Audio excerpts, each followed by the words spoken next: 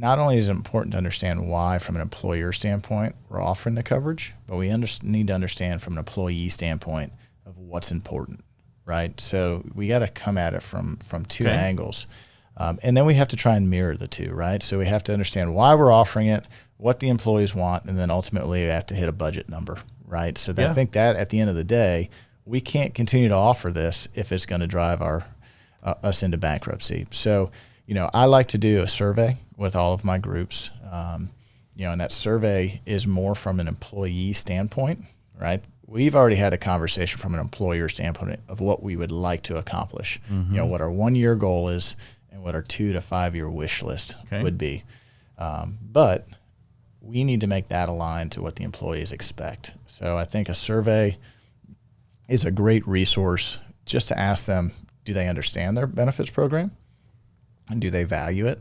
And then if not, what don't they like about it? What do they expect in it? Because if we don't have those answers, we're just kind of throwing darts at the wall and hoping something sticks. So, surveys are key. Surveys are important. Another tool that we have is medical questionnaires.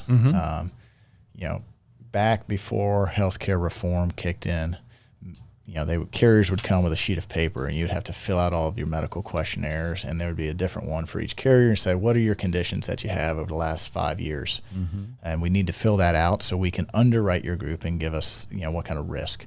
Well, now we have tools that you can present. They're all digital, online, through a phone, through a computer, doesn't matter. Takes you 5 to 15 minutes. You answer the questions, and that then populates onto all of the carriers' medical questionnaires. So then we can take to market. But what that also does is gives us some reporting on the group without names, so we don't want to break HIPAA, but gives us reporting so we know what is in the group. So then we know what funding mechanism makes sense for the company.